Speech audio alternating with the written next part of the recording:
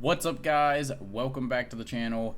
UFC Fight Night England is this weekend, or London, and we have Movsar Evloev versus Lerone Murphy. And it's going to be somewhat of a boring card, I think. I think a lot of decisions are inbound. And let's get into breaking down this card. But first, I want to show you guys a way you can make money off of every single UFC numbered event by watching my channel and joining Tapology, which is completely free to do. There's no catch or anything like that. All you have to do is come to Tapology.com, create an account. Once you create an account, come over to Tapology.com/groups/2048, which will be in the description below. Join my group. Place your picks like I'm about to do this weekend, and every single numbered event, you'll have a chance to win $100 from me as long as you have a CashApp account. I will send you the money directly. You can ask Pac-Man77, who I still owe $200 from his last two wins because I've been set back a little bit, but I have paid him out up until the most recent two.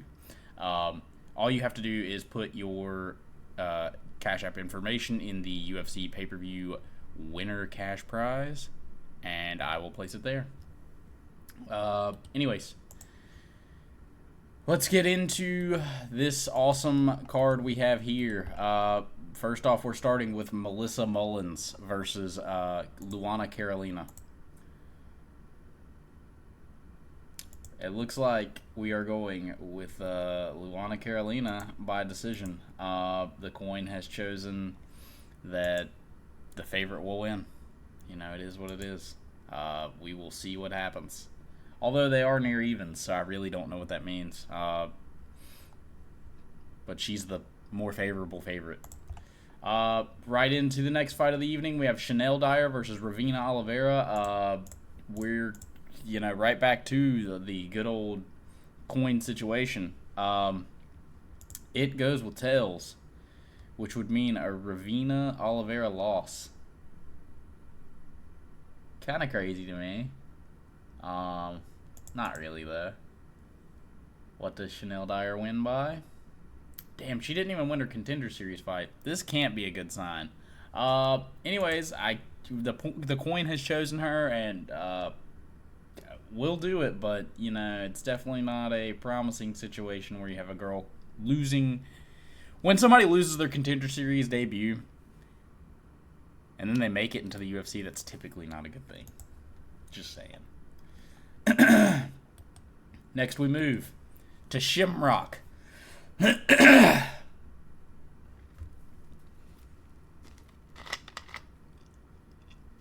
versus Kareem Abdul Al Sawadi.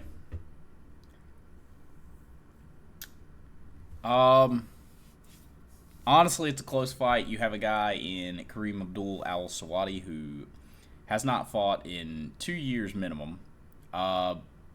His win to get into the UFC was George Hardwick. No offense. Although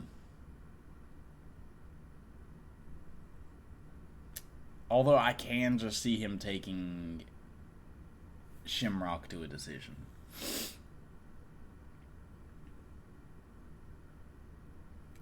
I'm going to tentatively pick Shimrock here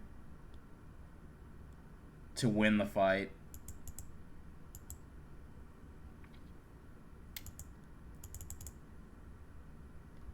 Although, man, I don't know. Whatever. Yeah, I'm going to pick Shimrock to win the fight by decision. Moving on to Louis Sutherland versus Brando Perchik. Get me signed up with these guys' physicians because they are in shape. Anyways, heavyweight blob coin flip fights. My boy DJ posting that in the channel. It's not a bad idea, and I'm very tempted to do it. But at this point, it would make half of this card coin flips. So I am going to go with the probably poor decision of picking Brando Perchik by round 1 KO. Because Louis Sutherland does have some, knockouts in the regional scene, but I just don't know either of these guys. I'm gonna be honest. I've seen Perchik fight before, and I've seen Sutherland fight before. I don't remember either of them, other than watching Louis Sutherland get ripped apart by Walter Walker. I don't remember Perchik's win, but he did win in the UFC, so you do have to give him some credit. Moving on to Antonio. We're not even going to talk about this fight. Antonio Tricoli is not a UFC fighter. He was Mackenzie Dern's boyfriend. It's literally the reason he had gotten into the UFC, and you see where that has gotten him. It was either he's Mackenzie Dern's boyfriend or Norma Dumont. It's one of those Brazilian girls. I know Mackenzie, the white girl. Anyways, Mario Pinto versus Felipe Franco. I've got Contra Tavicius by fucking whatever he wants against Trockley. Mario Pinto versus Felipe Franco.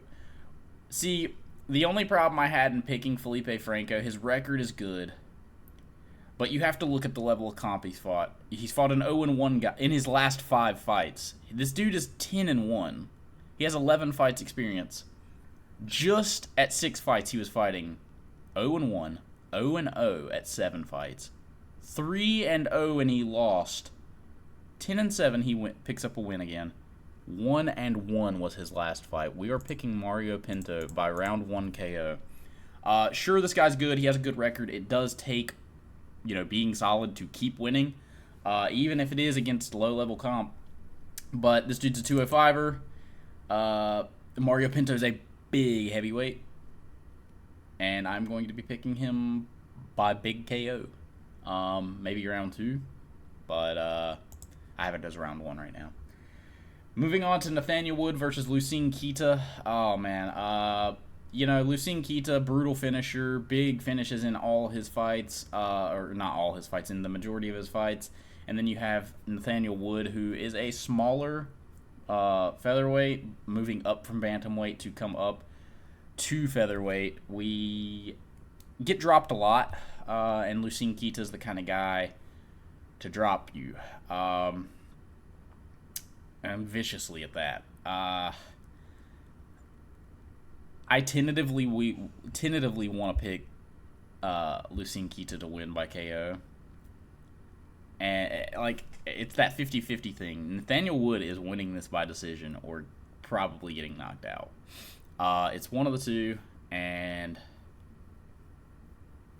I don't know. I think Lucien Keita's the bigger, stronger, faster guy. But Nathaniel Wood always tends to surprise me in fights like this, so I'm going to pick Nathaniel Wood by decision. I think he's going to get clipped pretty bad. Could get finished. This is a coin flip whether he gets finished or not. He is very skilled, though, so I'm going to pick Nathaniel Wood to win this fight by unanimous decision. I think he's going to wins round 1 and 3 or 2 and 3. I do not think he wins all 3 rounds. I do think he's going to get clipped pretty big, maybe hurt, maybe not maybe not dropped or anything, maybe hurt really badly first. Moving on to the next fight, we've got Mason Jones versus Axel Sola. I have Mason Jones winning this by round 2 TKO. I think he's going to take down Axel Sola and just beat him up over and over and over. Axel Sola's ground game is not very good, and it has been exposed earlier in his career, with him not being able to defend takedowns very well. I have Mason Jones by round 2 TKO. Moving on to Curtis Campbell versus Danny Silva. Curtis Campbell coming off of a big KO victory in Contender Series. And then we've got Danny Silva, who has decisioned all of his wins all of his wins and losses in the UFC. Every fight he's gone to in the UFC has been a decision. I think Curtis Campbell, 5'9", 72-inch reach. He has the advantages in this fight. I do love when a guy is shorter with longer reach. I think that's typically a pick I go for. I like Danny Silva here, though, man. He has fought in the UFC for a while. He knows how to get wins now. He's fought Kevin Vallejos. He's fought at a high level. And he even went to decision with Kevin Vallejos, so give me Danny Silva by decision. Moving on to CLD versus Roman Dolidze. Dolidze is just not who he was. I'm picking Roman Dolidze by round 2 KO. I just think Dolidze is just a tough guy. He can absorb shots, and that's about it. He has a submission game, and then he'll just kind of plod forward and do nothing. Iwo Baranovsky versus Austin Lane. I'm going to be picking Iwo Baranovsky by round 1 KO. Austin Lane has won one singular fight in the UFC, to my knowledge, and it is against Rubeles de Spain. And all the rest, he has been knocked out viciously. So, expect that. He's moving down to 205. He's going to be cutting weight. He will get KO'd. Michael Venom Page versus Sam Patterson. I have MVP by round 2 KO as well. I think this will finally be MVP's actual KO in the UFC. Sam Patterson is a good fighter, but I just think that MVP, too fast, too well-versed in the striking. He is going to be able to pull Sam Patterson into a lot of the shots that he wants to. Now, if Sam Patterson stays at range and makes it more of a point fight, then it's going to just be a couple exchanges in the fight, win MVP the decision overall. Next, we move to the co-main event. We've got Luke Riley versus Michael Aswell Jr. I have Luke Riley winning by round 3 KO. I think that this is going to be a good fight. Michael Aswell has a solid chin.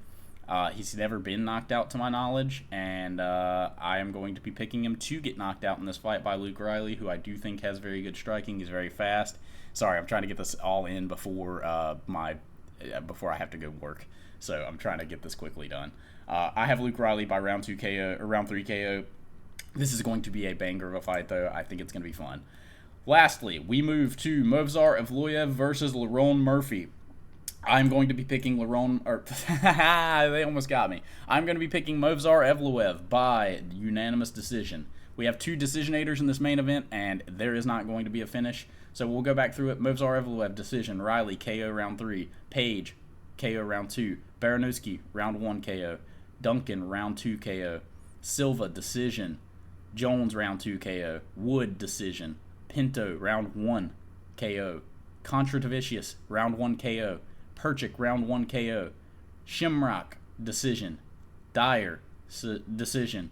And Luana Carolina by decision. These are my fight picks, everybody. Like, comment, subscribe. Please join my Tapology so that you guys can make money and give us more competition in the group chat or in the group on Tapology. You guys have a great day. It was good seeing y'all. I will not have a fight companion this weekend because I'll be a little bit busy. Have a great weekend, and see you later.